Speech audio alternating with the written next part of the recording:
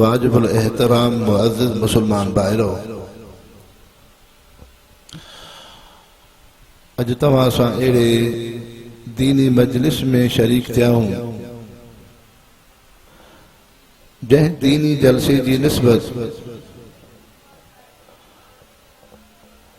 अब्दुल वदूद साहब जे nigger Abdul Quddus जे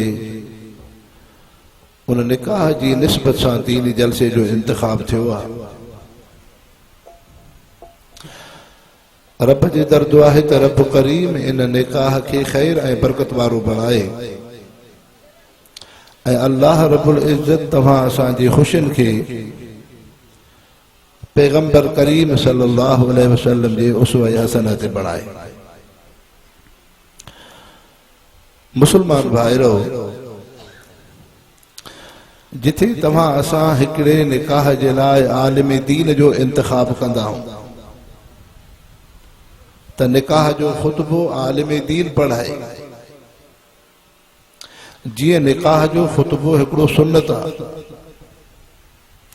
ईअं उन निकाह जे मौके ते वाज़ो नसीहत इहो बि मसनून अमल आहे। हुज़ूर अनवर सल्लल्लाहु अलैहि वसल्लम जन जीअं निकाह जो खुतबो पढ़ियो आहे त तीअं पैगंबर करीम सल्लल्लाहु अलैहि वसल्लम जन निकाह जे मौके ते वाज़ो नसीहत भी कंदा। इतां उम्मत खे तालीम थी मिले त तव्हां असां मुसलमान जॾहिं निकाह जो इंतखाब आलिम दीन जो कंदा आहियूं त उन मौके ते वाज़ो नसीहत जो भी इंतखाब थिए ताकि असां मुसलमाननि जे अंदर क़ुरान ऐं दीन जी समझ पैदा थिए। ऐं मुसलमानो, ही उहा दीन जी अहम इबादत आहे जंहिंखे अल्लाह साईं पहिरीं इंसान हज़रत आदम अलैहिस्सलाम में रखियो। तमाम अंबिया इकराम जी शरीयत मां निकाह थींदे थींदे आखिरी खातमुन नबीयीन हजरत मोहम्मद करीम सल्लल्लाहु अलैहि वसल्लम जी शरीयत में भी रब साईं निकाह जी इबादत के रखियो। लेकिन हीअ उहा दीन जे अंदर इबादत आहे जो ॿियूं इबादतूं जन्नत में न आहिनि। ही गुज़ारिश आहे त जन्नती इंसान रब जी मोहब्बत में पाण ज़िक्र कंदा, रब जी मोहब्बत में कुरान पाक पढ़दा, रब जी मोहब्बत में नमाज पढ़दा। लेकिन अल्लाह जी तरफा हुक्म न हूंदो, रब जी मोहब्बत अहिड़े अंदाज जी हूंदी। लेकिन निकाह उहा इबादत है जो अल्लाह रब्बुल इज्जत जन्नत जे हमेशा जी जिंदगी में निकाह जी इबादत के रखियो आहे। इन निकाह में मर्द ऐं औरत सां ताल्लुक थींदो आहे। हिकिड़े पासे खां मर्द हूंदो आहे, ॿी पासे खां औरत हूंदी आहे। दुनिया जी जिंदगी में जिथे इंसान मर्द जो हुजण ज़रूरी आहे, तीअं दुनिया जी जिंदगी में औरत ज़ात जो हुजण भी ज़रूरी आहे। पोइ हर हिक जा मामलात पंहिंजा पंहिंजा आहिनि। मर्द मेहनत कंदो, मजदूरी कंदो, धंधो कंदो, नौकरी कंदो, दीनी दुनियावी कम संभालींदो। लेकिन औरत ॿार जी देखभाल कंदी, घर के साफ सुथरो रखंदी, खाधो पीतो पचाईंदी। त अर्ज़ करण जो मक़सद हीअ आहे, इहा इज़्दिवाजी जिंदगी जेका मिलहैस कंहिं लिहाज़ सां इबादत आहे, कंहिं लिहाज़ सां मुआमलात मुआशरती जिंदगी जो हिस्सो आहे। लेकिन इन में हुकूक मर्दन सां भी ताल्लुक रखनि था त औरतुनि सां भी ताल्लुक था रखनि।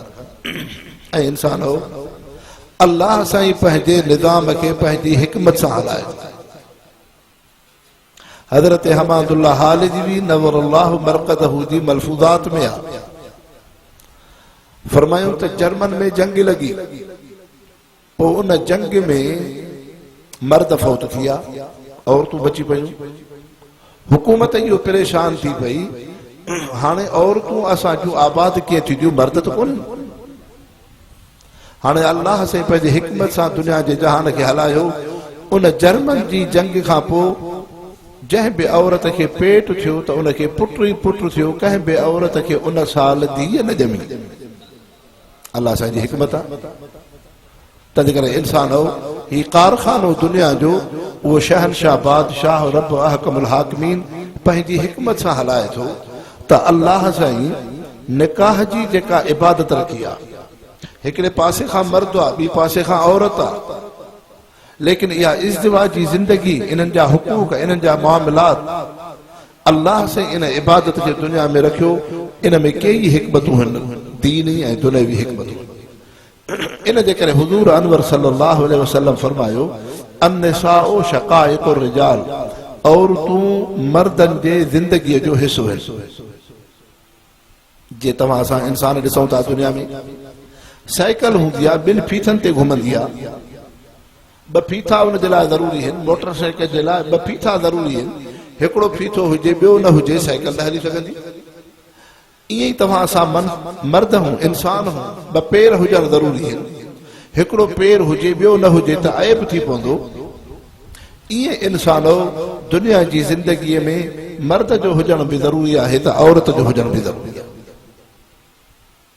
हाणे इहा इज़्दिवाजी ज़िंदगी जेका आहे अल्लाह साईं इहा दीन इस्लाम में जेका रखी आहे उम्मत मुस्लिम में इन में कई हिकमतूं आहिनि मसलन हिकु त अल्लाह जो हुकुम आहे फनकिहू मा ताब लकुम तव्हां निकाह कयो दिल जी ख़ुशी सां हुज़ूर पाक सल्लल्लाहु अलैहि वसल्लम जन फरमायो इज़ा नकहल अब्दु इस्तकमल निस्फुल ईमान जॾहिं को नौजवान निकाह कंदो आहे को मर्द या औरत अधु ईमान उन जो बची वेंदो आहे हुन खां शैतान ज़िना जो कमु कराए हा बेहयाई बदकारी जो हिन खां गुनाह थिए हा पर महबूब मुस्तफ़ा फरमायो निकाह जे ज़रिए इंसान उहो अधु गुनाहनि खां बची थो वञे अधु ईमान हिन जो बचे थो फल यत्तक़िल्लाह बकाया अध में अल्लाह जो ख़ौफ़ रखो तंहिंजे करे निकाह जे अंदरि अल्लाह साईं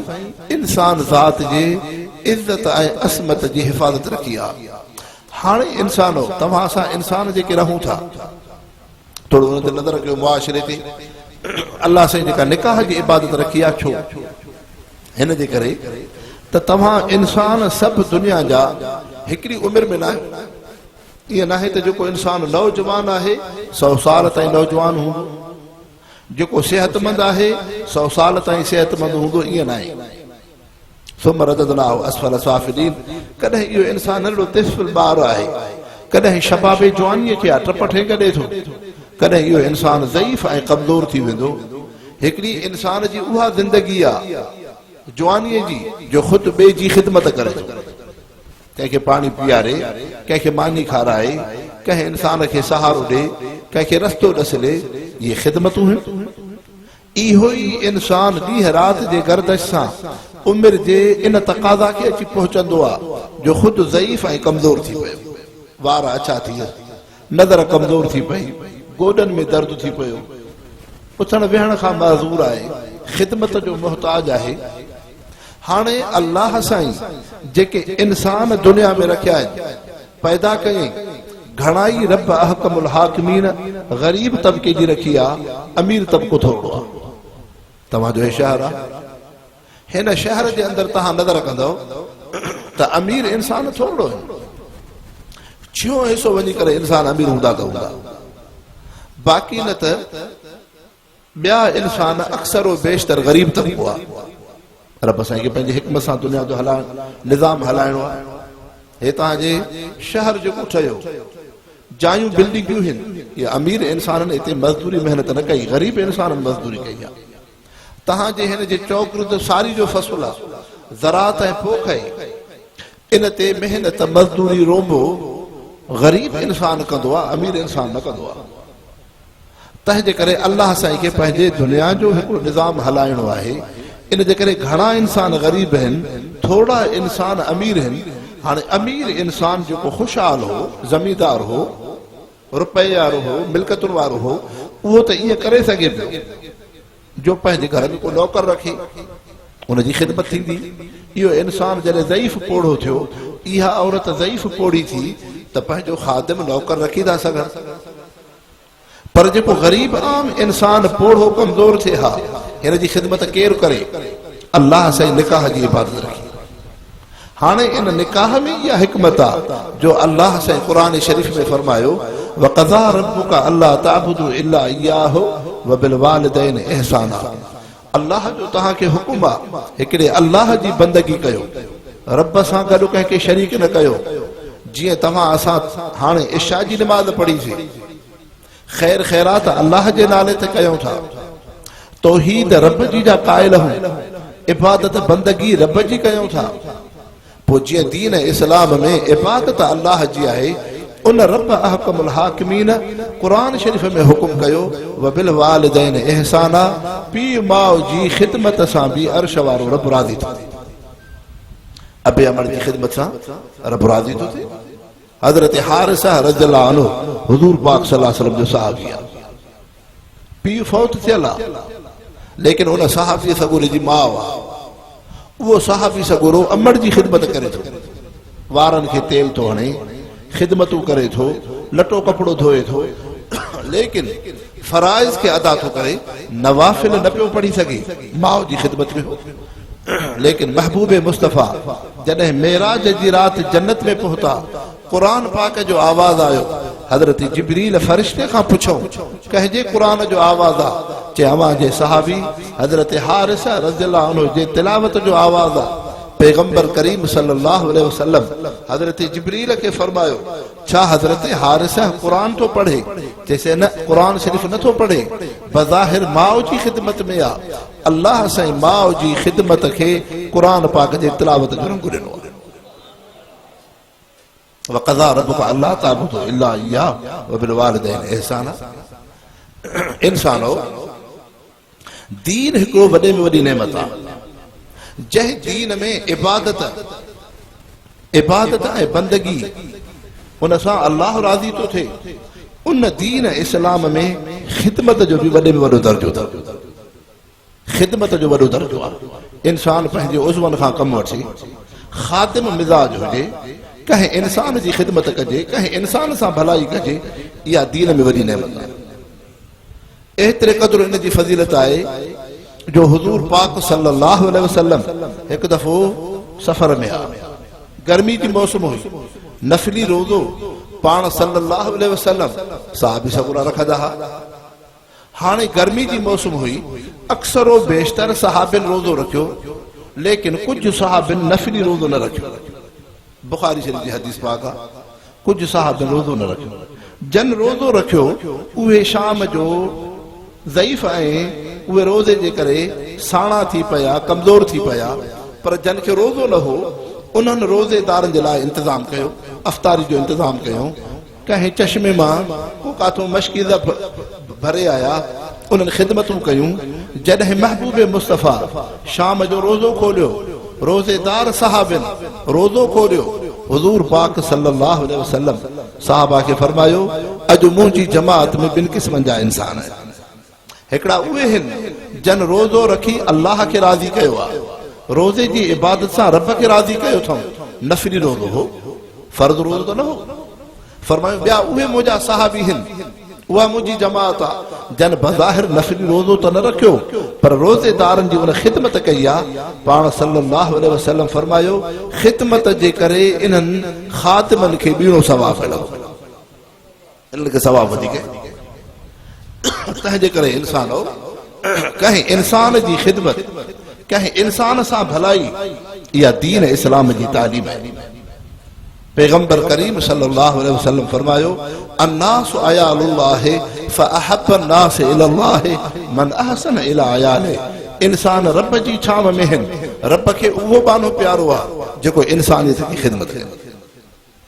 अल्लाह खे पंहिंजी मख़लूक़ प्यारी। हज़रत सलमान रज़ियल्लाहु अन्हु हुज़ूर सल्लल्लाहु अलैहि वसल्लम जो सहाबी आहे। हज़रत सलमान इहो सहाबी सगोरो वाली थी पियो।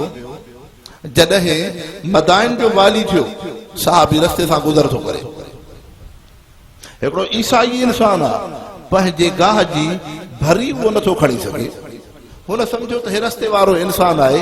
हज़रत सलमान रज़ियल्लाहु अन्हु सहाबीअ खे चवणु लॻो, साईं मूंखे भरी त खणायो। हज़रत सलमान रज़ियल्लाहु अन्हु फरमायोसि, तुंहिंजी भरी खे मां सहारो ॾियां थो, लेकिन तुंहिंजी भरी मां खणंदो। तू न खणंदे, तुंहिंजी भरी मां खणंदो। पर मुंहिंजो अर्ज़ु थी त मूंखे रस्ते ते मजबूर न कजांइ, इहा तुंहिंजी भरी तुंहिंजे घर जे दरवाज़े ते मां रखंदुमि। साहबी पंहिंजो तारीफ़ न करायोसि, मां हिन शहर जो वाली को गवर्नर को ज़िम्मेदार आहियां, हुक्मरान आहियां, न उन सम्झो त आम मुस्लमान आहे, आम इंसान आहे। जॾहिं हज़रत सलमान जे मथे ते ईसाईअ जी गाह जी भरी हुई, जॾहिं मोहम्मद मुस्तफ़ा जे सहाबी हज़रत सलमान रज़ियल्लाहु अन्हु शहर मां गुज़र कयो, माण्हू दुकानदार उथी बीठा।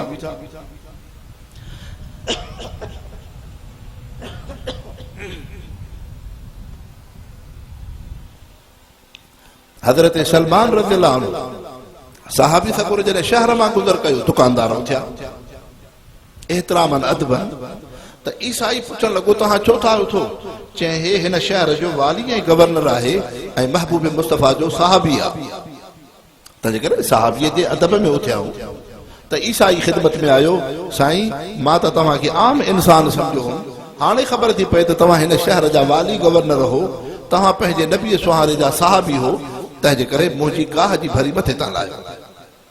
हज़रत सलमान रज़ियल्लाहु अन्हु सहाबी सगोरे उन ईसाई इंसान खे फरमायो, तुंहिंजी गाह जी जॾहिं भरी खई हम, तोसां शर्त हो ईअं मूंखे रस्ते ते मजबूर न कजांइ, तुंहिंजे घर जे दरवाज़े ते रखंदो। हाणे जॾहिं दरवाज़े ते रखियो, ईसाई ख़िदमत में आयो, चइसि मां माफ़ी थो वठां। हज़रत सलमान रज़ियल्लाहु अन्हु उन ईसाई इंसान खे चयो, उहो सलमान जेको फारिस ईरान खां हिजरत करे पैगंबर करीम सल्लल्लाहु अलैहि वसल्लम जी ख़िदमत में आयो, मुस्लमान थियो, अल्लाह जे रसूल पैगंबर जी सोहबत सां नमाज़ क़ुरान ज़िक्र जी दौलत मिली। उन अल्लाह जे रसूल इहा तालीम ॾिनी, जीअं नमाज़ सां रब राज़ी थो थिए, क़ुरान सां रब राज़ी थो थिए, ज़िक्र सां रब राज़ी थो थिए, ईअं इंसानियत जी ख़िदमत सां बि अर्श वारो रब राज़ी थो थिए। तंहिंजे करे इंसानो, इंसानियत जी ख़िदमत वॾी शइ आहे। तव्हां असांजे मुल्क पाकिस्तान में उलमा ऐं दीनदारनि जी जमात जेका जमीयत उलमा इस्लाम आहे, अल्लाह से इन्हनि आलिमनि दरवेशनि खे जेका मस्जिद जी मदरसे जी दर्स तदरीस जी इज़त ॾिनी आहे, उहा हिन कुर्सीअ जी इज़त खां वधीक आहे। लेकिन इहे उलमा छो सियासी जदोजहद कंदा आहिनि, छो इलेक्शननि में हिसो वठंदा आहिनि? हज़रत सलमान रज़ियल्लाहु अन्हु आहे त सहाबी, पर मदाइन जो वाली ऐं गवर्नर आहे, लेकिन मथे ते ईसाईअ जी भरी आहे। हाणे जमीयत उलमा इस्लाम, इहे उलमा ऐं दीनदार इन शइ जी मेहनत में आहिनि त जीअं नमाज़ ऐं क़ुरान सां अल्लाह राज़ी थो थिए, तीअं इंसानियत जी ख़िदमत सां बि अर्श वारो रब राज़ी थो थिए। तंहिंजे करे दीन इस्लाम ॿिनि शयुनि जो नालो आहे, अल उज़मतु लिअम्रिल्लाह वल ख़िदमतु लिख़ल्क़िल्लाह। महबूब मुस्तफ़ा फरमायो, अल्लाह जे हुक्मनि जी फरमा बरदारी करणु, नमाज़ क़ुरान ज़िक्र रोज़ो अवां में हुजे, लेकिन वल ख़िदमतु लिख़ल्क़िल्लाह, इंसानियत जी ख़िदमत में अवां में हुजे, ख़िदमत अवां में हुजे। इन जे करे इंसानो, ख़िदमत वॾे में वॾी नेमत आहे। त अर्ज़ु कयुमि, अल्लाह साईं निकाह जी इबादत खे इन जे करे रखियो ताकि पुट या न्याणी पंहिंजे पीउ ऐं माउ जी जेका ख़िदमत कंदा, इन ख़िदमत में जेको उन्हनि जो दर्जो बुलंद थींदो, जेको अल्लाह साईं उन्हनि खे मक़ाम मर्तबो ॾींदो, इहे इबादत नेकी करनि, बराबरि उन्हनि सां बि दर्जो मिलंदो। लेकिन अबे अमर जी ख़िदमत सां हिन जो दर्जो वधीक बुलंद। ऐं इंसानो, हुज़ूर पाक सल्लल्लाहु अलैहि वसल्लम जी ख़िदमत में सहाबी सगुर आयो, मन अबर या रसूल अल्लाह, अल्लाह जा रसूल कंहिंजी ख़िदमत कयां, अबो बि आहे, अमा बि आहे। फरमायोसि उम्मुक माउ जी ख़िदमत कर। ॿीहर साहबी अर्ज़ु कयो, सुम मन कंहिंजी ख़िदमत कयां, फरमायोसि उम्मुक माउ जी ख़िदमत कर। टीहर साहबी अर्ज़ु कयो, सुम मन कंहिंजी ख़िदमत कयां, फरमायो उम्मुक माउ जी ख़िदमत कर। चौथे भेरे महबूब मुस्तफ़ा उन साहबीअ खे फरमायो, अबुक, तुंहिंजे मथां पीउ जा बि हक़ थी। हाणे हिकिड़ी शइ सम्झो, औलाद जे साम्हूं वालिदैन जूं ॿ शयूं हूंदियूं आहिनि, हिकिड़े पासे खां ख़िदमत हूंदी आहे, ॿिए पासे खां मुआमलात आहिनि, मुआशरती ज़िंदगी आहे। मुआमलात में वधीक हक़ पीउ जो आहे। दुकानड़ो आहे, ज़मीन आहे, ढोर ढगो आहे, का ॾेती लेती आहे, को सौदो सूद आहे। हाणे माउ चवे थी न वञ, अबो चवे थो तूं वञ हिन बनीअ ते वञ, तूं दुकानड़ो हलाए, तूं हीअ मेह चार, तूं हिन कम सां वञ। त हाणे इते दीन इस्लाम जी तालीम इहा आहे त वधीक हक़ पीउ जो आहे, वधीक हक़ पीउ जो आहे। पर जॾहिं ख़िदमत जो मरहलो अचे, अबो बि चवे त पुट मुंहिंजी ख़िदमत कर, माउ बि चवे त मुंहिंजी ख़िदमत कर, ॿई साम्हूं खटड़े ते वेठा आहिनि, ॿिन्हिनि खे हाणे उन खे मानी जी ज़रूरत आहे। उन जी उनखे जेकॾहिं का हाजत थी पई, हाणे पैगंबर करीम सल्लल्लाहु अलैहि वसल्लम तालीम इहा ॾिनी, ख़िदमत पीउ जी बि कयो, माउ जी बि कयो, पर वधीक हक़ माउ जो आहे, वधीक हक़ माउ जो आहे। हुज़ूर पाक सल्लल्लाहु अलैहि वसल्लम जी ख़िदमत में सहाबी अचे थो, इन्नी उरीदुल जिहाद, साईं मां जिहाद ते वञणु थो चाहियां। फरमायो हल उम्मुक हय्यतुन, तुंहिंजी माउ ज़िंदा है? चए थो न साईं। फरमायो हल खालतुक हय्यतुन, तुंहिंजी खालह मासी ज़िंदा थी? चए हा साईं। फरमायो अलज़िम क़दमहा फसम्मिल जन्नह, मासीअ जे पेरनि में वञी वेहो, मासीअ जी ख़िदमत कर, रब तोखे जन्नत अता कंदा। दीन इस्लाम आहे। तंहिंजे करे इंसान यूरोप जी तरफ़ न वञो। स्कूलनि जो माहौल, कॉलेज जो माहौल, मोबाइल जी बेहयाई, आवारगी आज़ादी, क़ुरान ऐं हदीस खां दूरी, उलमा दीनदारनि खां दूरी, उन जो नुक़सान इहो थींदो नओं नसल पीउ माउ जी ख़िदमत कुजा अञा पीउ माउ सां बेअदबी कंदो, नाफ़रमानी कंदो। हे जेको सॼो मुआशिरो कल्चर असांजो ख़राब थियो आहे, छाजे करे? इन मोबाइल जी बेहयाई जे करे, स्कूलनि जे करे, कॉलेजनि जे करे। पंहिंजे बच्चनि खे क़ुरान न पढ़ायोसीं, हदीस पाक न पढ़ाईसीं, उलमा सां सोबत न ॾिनीसीं, दीनदारनि सां तालुक़ न थी पियो। इहो ॿारड़ो क़ुरान शरीफ़ पढ़े हा, हुज़ूर पाक सल्लल्लाहु अलैहि वसल्लम जी हदीस पाक पढ़े हा, महबूब मुस्तफ़ा जी सीरत तय्यबा ॾिसे हा, सहाबा जा फरमूदात साम्हूं ॾिसे हा, त हिन बचड़े खे ख़बर पए हा पीउ माउ केॾी वॾी नेमत आहिनि, त मां उन्हनि जी ख़िदमत कयां। इन जे करे इंसान अल्लाह सां निकाह जी इबादत इन जे करे रखी ताकि ख़िदमत वारी इबादत इहा निकाह जे ज़रिए अदा थी। ऐं ॿियो अल्लाह सां निकाह छो रखियो आहे? हिन जे करे हर इंसान में दीनी या दुनियावी खूबियूं हूंदियूं। मसलन तव्हांजो हे शहर आहे, तव्हांजे शहर में हज़रत साईं कारी मोहम्मद आलिम साहब अब्बासी नवरल्लाहु मरक़दहु जेतिरी ज़िंदगी हुया उन्हनि क़ुरान पाक जी ख़िदमत कई। ईअं हुयो न, दूर दराज इलाइक़नि खां तालिब इल्म अचनि, हज़रत साईं जी ख़िदमत में क़ुरान शरीफ़ पढ़नि। असांजो बिरादर मूंखां वॾो जेको आहे दरगाह हाले शरीफ़ जेको हूंदो आहे, नमाज़ पढ़ाए, उहो बि साईं हूंदो आलिम साहिब जन जो शागिर्द आहे, साईं सां गॾु पढ़ियो आहे। त इन जे करे ॾिसो अल्लाह साईं हिकिड़े उन दीनदार शख़्स में, उन हाफ़िज़ क़ुरान में इहा ख़ूबी ख़सलत रखी जो क़ुरान पाक जो हिकिड़ो जेको पढ़ण जो लहजो ऐं तरीक़ो हो, मखरज ऐं अदायगी जो अल्लाह साईं उन इंसान में रखियो हो। हुज़ूर पाक सल्लल्लाहु अलैहि वसल्लम ख़ुदि सहाबा खे फरमाईंदा हा, हज़रत अब्दुल्लाह बिन मसऊद वटि क़ुरान पढ़ो, हज़रत अब्दुल्लाह बिन उम्मे मख्तूम वटि क़ुरान पढ़ो, हज़रत मुसाअब बिन उमैर वटि क़ुरान पढ़ो, हज़रत उबय बिन काब वटि क़ुरान पढ़ो, हज़रत मुआज़ बिन जबल वटि वञी क़ुरान पढ़ो, हज़रत अबू मूसा अशअरी वटि वञी क़ुरान पढ़ो, हज़रत सालिम मौला अबी हुज़ैफ़ा रज़ियल्लाहु अन्हु वटि क़ुरान पढ़ो। इहे क़ुरान शरीफ़ सोणे अंदाज़ सां पढ़ंदा आहिनि। नबी पाक सल्लल्लाहु अलैहि वसल्लम ख़ुदि साहबा खे फरमायो, इन्हनि साहबिन जो लहजो ॾाढो भलो आहे, क़ुरान पाक जे पढ़ण जी अदायगी भली आहे। त अर्ज़ु करण जो मक़सदु हीअ आहे, क़ुरान जी तालीम, क़ुरान पाक जो पढ़णु इहो तव्हां असांजे लाइ ज़रूरी हो।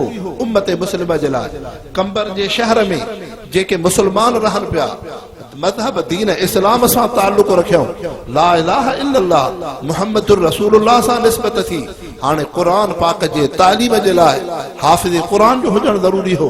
हज़रत साईं मोहम्मद आलिम साहब नवरल्लाहु मरक़दहु जेतिरी ज़िंदगी हुआ, जेकॾहिं उहे दुनिया मां हलिया विया, ईअं त नाहे त हाणे मस्जिद खे वैरान कबो, मदरसे खे वैरान कबो, क़ुरान पाक जी तालीम ख़तम थींदी न। इहा मस्जिद आबाद करणी आहे, इहो मदरसो आबाद करणो आहे, मुस्लमाननि जे क़ुरान जी ज़रूरत पूरी करणी आहे। आइंदा नसल मुस्लमाननि जो क़ुरान शरीफ़ पढ़े। हाणे अल्लाह साईं उन नेक साले बाने खे निकाह जी इबादत ॾिनी, निकाह जे ज़रिए उनखे वलद सालिह औलाद थी पई। हाणे उहे आलिम दीन कारी साहब त हलिया विया, संदसि उन्हनि जो फर्ज़ंद साहिबज़ादो हज़रत साईं अब्दुल अज़ीज़ साहब तव्हां जे साम्हूं क़ुर पाक पढ़ियो, ॼण साईं मोहम्मद आलिम साहब क़ुर पाक पिया पढ़नि। त ईअं दीनी हिकिड़ी ज़रूरतूं आहिनि, दीनी ज़रूरतूं आहिनि। तव्हांजे महले जी मस्जिद शरीफ़ आहे, तव्हां असां मुस्लमान हिते गॾिजी निमाज़ पढ़ंदासीं, मस्जिद में इमाम हुजे। हाणे ईअं त कोन्हे त इमाम फौत थियो त मस्जिद शरीफ़ वैरान कबी न, उहा मस्जिद आबाद करणी आहे, उहो मदरसो आबाद करणो आहे, क़ुर पाक जी तालीम ॾियणी आहे, दीन जी ख़िदमत करणी आहे, शरई दीनी रहबरी करणी आहे। हाणे उहो इंसान जॾहिं निकाह कंदो आहे त महबूब मुस्तफ़ा फरमायो अल वलदु सिरुल अबी, औलाद पीउ जे नक्शे क़दम ते हूंदी आहे, अल्लाह से बचड़े खे खूबियूं ॾींदो आहे। इहे दीनी ज़रूरतूं, ईअं ई दुनियावी ज़रूरतूं आहिनि। हिकिड़ियूं बिरादरियूं आहिनि पाण में, चांडिया बिरादरी, अबड़ा बिरादरी, बुरड़ा बिरादरी, उन्हनि बिरादरियुनि जो हिकिड़ो वॾो हूंदो आहे, घरनि जो वॾो हूंदो आहे, मुक़दम हूंदो, रईस हूंदो, पोइ बिरादरी जो वॾो थींदो आहे, मामलात थींदा आहिनि, ॿधुरियूं पाण में फ़रीक़ैन हूंदियूं आहिनि। हाणे इहो मसइलो कंहिं वटि खणी अचिबो। हाणे दीनी ज़रूरत आहे, बिरादरी जो हिकिड़ो वॾो हो, हाणे इहो इंसान जे फौत थी पियो। हाणे बिरादरी जी छपर छांव केरु हुजे, इहो इंसान निकाह कंदो, अल्लाह से पुट में बि पीउ जी खूबी रखंदो आहे। ईअं ई तव्हांजे शहर में हिकिड़ो इंसान आहे, हुनखे दुकानु आहे, धंधो आहे। हाणे इहो इंसान जे फौत थी वञे त पोइ हुनजो दुकानु उजाड़े छॾिजे न, इहा इंसान जी ज़रूरत आहे। मेह इंसान जी ज़रूरत, पाणी इंसान जी ज़रूरत, दुकान इंसान जी ज़रूरत, अन्न अनाज इंसान जी ज़रूरत। हाणे इहे इंसान निकाह ऐं रिश्तो पिया करनि, अल्लाह साईं उन्हनि खे औलाद थो ॾे, रब साईं औलाद में पीउ जी खूबी रखे थो। इहे रब साईं हिकिड़ो निज़ाम रखियो आहे, दीनी दुनियावी इंसाननि जूं ज़रूरतूं अल्लाह साईं निकाह जे ज़रिए पूरियूं थो करे। इन जे करे रब अहकमुल हाकिमीन निकाह जो, निकाह में इहा हिकमत ऐं इंसान इहा बि निकाह में हिकमत आहे। दुनिया जे अंदरि जेको इंसान रहे थो, हर इंसान चाहींदो आहे मुंहिंजी इज़त हुजे। जीअं हिकिड़ो अमीर साहब, पीर साहब, को सियासतदान आहे, को इज़त वारो इंसान आहे, चवंदो आहे त मुंहिंजी इज़त हुजे, कंहिं मजलिस में वञा, कंहिं कचहरी में वेहां, मुंहिंजी इज़त हुजे। तीअं उहो ग़रीब इंसान जेको रेढ़ी थो हलाए, जेको मज़दूरी करे थो, इहो इंसान बि चाहींदो आहे त मुंहिंजी इज़त। हाणे अल्लाह साईं निकाह जी इबादत छो रखी? इन में हिकमत कहिड़ी आहे? हिकमत इहा आहे त हिकिड़ो इंसान जेकॾहिं नौजवान कंहिं मजलिस में वेहे हा, उतां का बैठक ते नौजवान उन्हनि खे तोहमत हणनि त तुंहिंजी कहिड़ी इज़त आहे? तूं त हलाल तरीक़े सां दुनिया में न आहे, तूं त हराम तरीक़े सां आहे। कंहिं न्याणी हिकिड़ी पंहिंजे औरतुनि जे जेको मजलिस में वेहे, उनखे उहे औरतूं तोहमत हणनि, इल्ज़ाम तराशी करनि, उहा न्याणी चवंदी मां इहे लफ़्ज़ न ॿुधा, ज़मीन मूंखे जाइ ॾे। अल्लाह से हर इंसान जी इज़त इहा महफ़ूज़ कई जो ज़िना जा रस्ता बंदि करे रब साईं निकाह जो पाकीज़ मुआशिरो ॾिनो।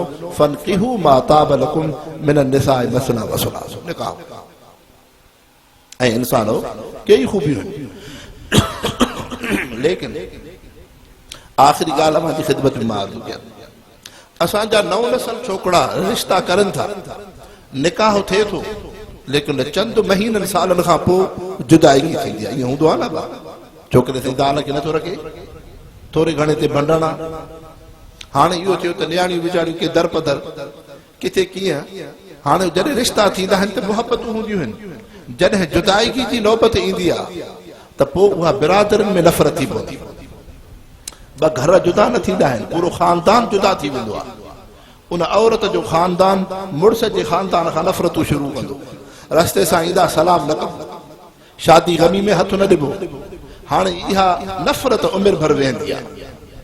तंहिंजे करे अल्लाह जे रसूल फरमायो अबग़दुल मुबाहात इंदल्लाह अत-तलाक़, बुछड़े में बुछड़ी शइ अल्लाह वटि इहा अथव जो इंसान इहे लफ़्ज़ चवे। एतिरे क़दुरु हदीस पाक में आहे, को मर्द जेकॾहिं घर वारी खे इहे जुदाईगी जा लफ़्ज़ थो चवे, महबूब मुस्तफ़ा फरमायो एॾो वॾो गुनाह आहे जो अल्लाह जो अर्श बि इन सां ॾकी वेंदो आहे। कंहिं इंसान जे घर खे बाहि ॾिजे, इहो चङो कमु आहे, पर मुस्लमानो कंहिंजे झुगे खे तीरी ॾियणु, बाहि ॾियणु, इहो घटि गुनाह अथव। ज़ाल मुड़ुस जी जुदाईगी इन खां वधीक गुनाह अथव। असां इंसान गुनाह ई नथा सम्झूं, थोरे घणे ते बाबा छोकिरी जुदा थींदी, घर फिटाइणो आहे।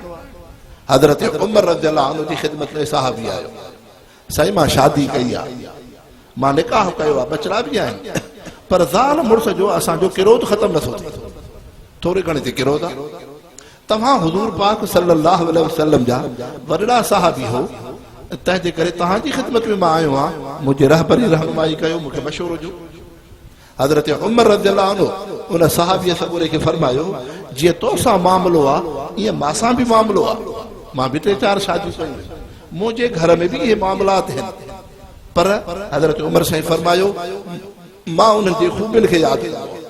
फरमायो मुंहिंजी घरवारीअ में धोबी जी ख़ूबी आहे, धोबी खे कपिड़ो मेरो करे ॾिबो आहे, मां बि पंहिंजा कपिड़ा मेरा कयां, मुंहिंजा बचड़ा कपिड़ा मेरा करनि, उहा घरवारी धोई पोई अछो उजरो करे ॾींदी आहे।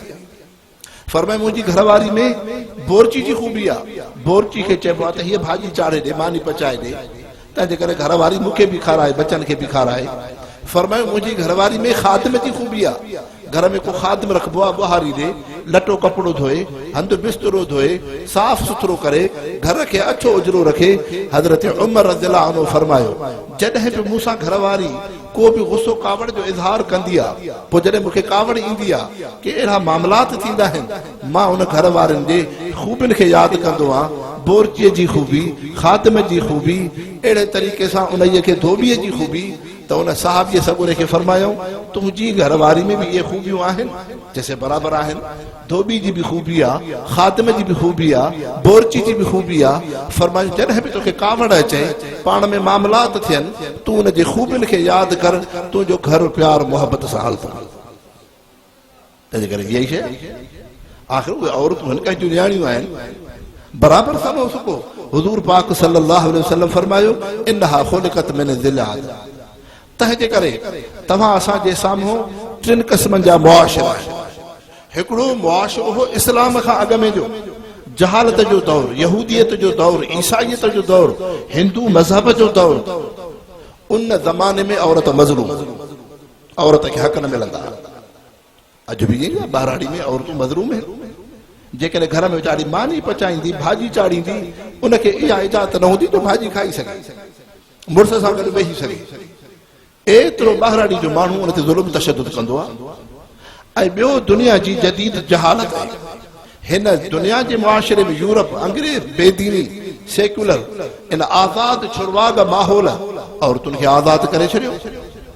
हाणे जेकॾहिं मोबाइल हलंदी औरत जी तस्वीर हुजे, दुकान हुजे उन ते औरत हुजे, जहाज़ में सफ़र थींदो औरत हुजे, एतिरे क़दुरु जेकॾहिं काशे लटो कपिड़ो वठिणो आहे उते औरत हुजे। इन्हनि इंसाननि औरत खे दुकानदारी जो ज़रियो बणायो, दुकानदारी जो ज़रियो बणायो। तंहिंजे करे यूरोप जे मुआशिरे में अंग्रेज़नि वटि, जेके असां वटि लिखियल पढ़ियल माण्हू हूंदा आहिनि, अंग्रेज़ खां वॾो मुतासिर थींदा आहिनि, उन्हनि वटि छा मुआशिरो आहे? उन्हनि वटि इहो माहौल अथव। अमेरिका में, बर्तानिया में, अंग्रेज़ में, फ्रांस में, जेके बि अंग्रेज़नि जा मुल्क आहिनि, उते ईअं आहे त ज़ाल जो ख़र्चु मुड़ुस जे मथां न आहे, मुड़ुस पंहिंजो कमाए, माई पंहिंजो पाण कमाए। धीअ जो ख़र्चु पीउ जे मथां न आहे। जेकॾहिं सफ़र कंदा पीउ ऐं धीअ, त उहा धीअ पंहिंजो पाण ख़र्चु कंदी। ज़ाल मुड़ुस कॾहिं सफ़र कंदा त घरवारी पंहिंजो ख़र्चु कंदी। लेकिन दीन इस्लाम उहो मज़हब आहे जंहिं तव्हां असांखे तालीम ॾिनी त औरत माउ आहे त ख़िदमत कयो, न्याणी आहे त उनजी तव्हां तरबियत कयो। महबूब मुस्तफ़ा फरमायो मन कानत लहू उनसा फरबहा वलम युसिर वलद अलैहा अज़मन लहुल जन्नह। जंहिं इंसान खे न्याणी थी पए ऐं उन न्याणीअ खे अख़लाक तरबियत ॾिनई, उन जूं ख़िदमत कयई, मां अल्लाह जो रसूल रब जी बारगाह में सिफारिश करे इन खे विच जन्नत में घर वठी वियो। न्याणी जी एॾी वॾी इज़त थी पई। तंहिंजे करे इंसानो हिकिड़ो जहालत जो ज़मानो हो, ॿियो अॼु जी बेहयाई आहे। इन्हनि जे दरमियान में हिकिड़ो दीन इस्लाम क़ुरान महबूब मुस्तफ़ा जी सीरत तय्यब आहे, जेको एतदाल जो मज़हब आहे। हज़रत अबू सुफियान मके जो सरदार आहे, उनजी घरवारी हिंद नबी पाक सल्लल्लाहु अलैहि वसल्लम जी ख़िदमत में अचे थी। साईं अबू सुफियान त इज़त वारो माण्हू आहे, ओताकी माण्हू आहे, लेकिन घर में बचनि ते ख़र्चो न कंदो आहे, बचनि ते ख़र्चु नथो करे। पाण सल्लल्लाहु अलैहि वसल्लम उन हिंद औरत खे फरमायो मां अल्लाह जो रसूल तोखे इजाज़त हुजां, तूं मुड़ुस जी इजाज़त खां सवाइ एतिरी शइ इस्तेमालु करे थी सघे जेका तुंहिंजे बचनि जी ज़रूरत आहे। मुड़ुस जे सामान मां तू वक़्त ज़रूरत उन जी इजाज़त खां सवाइ उन जे बचन ते तोखे ख़र्च करण जी इजाज़त मोहम्मद मुस्तफ़ा बीबी खुनसा रज़ियल्लाहु अन्हा सहाबी औरत है, लेकिन हिकिड़ो रिश्तो पीउ थो कराए, उहा औरत न्याणी उन रिश्ते ते राज़ी न आहे। नबी सल्लल्लाहु अलैहि वसल्लम जी ख़िदमत में आई, साईं अल्लाह जा रसूल मूंखे पीउ जबरी तरह सां निकाह थो कराए, मां उन निकाह ते राज़ी न आहियां। पाण सल्लल्लाहु अलैहि वसल्लम फरमायो तूं घर में वेह, इहो निकाह न थियो। वरी ईअं ई हुज़ूर पाक सल्लल्लाहु अलैहि वसल्लम फरमायो उहा औरत जेका पंहिंजे वॾड़नि जे राय ते निकाह न करे, अॼुकल्ह जो आहे न लव मैरिज बेहयाई जेका थी पई आहे, छलनि छोरो छोरी उन अदालत में पहुचनि, ओॾी महिल ई उते उन्हनि जो जज साहिबु निकाह पढ़ंदो, ईअं ई थींदो आहे। इहो जेको निकाह आहे, छोकिरियूं पंहिंजो पाण पीउ जे चाचे जे घर जे भातियुनि जे पीउ माउ जे इजाज़त खां सवाइ पाण वञी निकाह करनि, हुज़ूर पाक सल्लल्लाहु अलैहि वसल्लम फरमायो इहा ज़ानियानी औरत है। पाण सल्लल्लाहु अलैहि वसल्लम फरमायो इहा ज़ानियानी औरत है, बेहया औरत है, बद अखलाक औरत है, जेका पीउ ऐं वॾड़नि खां सवाइ पंहिंजो पाण वञी रिश्ता करे। फरमायो इहा हयादार औरत है। ॾिसो दीन इस्लाम उहो मज़हब आहे जंहिं एतदाल विच ऐं म्यान रवी जी तालीम ॾिनी आहे। त अर्ज़ु करण जो मक़सदु इहो आहे, अल्लाह सां तव्हां असांखे अहिड़े दीन इस्लाम सां निस्बत ॾिनी आहे। लेकिन आम तरह सां तव्हां असां शादियुनि में घोटनि खे मुबारक ॾींदा आहियूं, तोखे मुबारक थी मुबारक थी, लेकिन हुज़ूर पाक सल्लल्लाहु अलैहि वसल्लम उन सहाबी घोट खे कहिड़ी मुबारक ॾिनी? हदीस पाक में अचे थो, हज़रत अब्दुर्रहमान बिन औफ रज़ियल्लाहु अन्हु सहाबीअ निकाह कयो, उन जे कपिड़े ते ख़ुशबू लॻल हुई, ख़ुशबू खे दाग़ हो। पाण सल्लल्लाहु अलैहि वसल्लम फरमायो अब्दुर्रहमान तुंहिंजे कपिड़नि खे छा लॻल आहे? चइसि मां नओं घोट आहे, नई शादी कई आहे। पाण सल्लल्लाहु अलैहि वसल्लम उनखे फरमायो औलिम वलो बिशात, तू वलीमो कर, तूं बकरी हिकिड़ी कुही करे पंहिंजे पाड़े वारनि खे खाराए। फरमायो बारक अल्लाह फीकुमा जमाकुमा अला खैर, अल्लाह से अवां जे निकाह में बरकत ॾे, रब अवां खे सलाम फरमाए। तंहिंजे करे अब्दुल कुद्दूस साहब खे असां उहा था मुबारक ॾियूं जेका हुज़ूर पाक सल्लल्लाहु अलैहि वसल्लम सहाबीअ सगोरे हज़रत अब्दुर्रहमान बिन औफ खे मुबारक ॾिनी। अॼु उलमा इकराम इन हीअ घोट खे उहा था मुबारक ॾियनि, बारक अल्लाह फीकुमा जमाकुमा अला खैर, अल्लाह से इन निकाह खे बरकत वारो रखे, रब इन निकाह खे सलाम फरमाए। अल्लाह से तव्हां असांजी हाज़िरी खे क़बूल फरमाए। वमा अलैना इल्ला अल बलाग।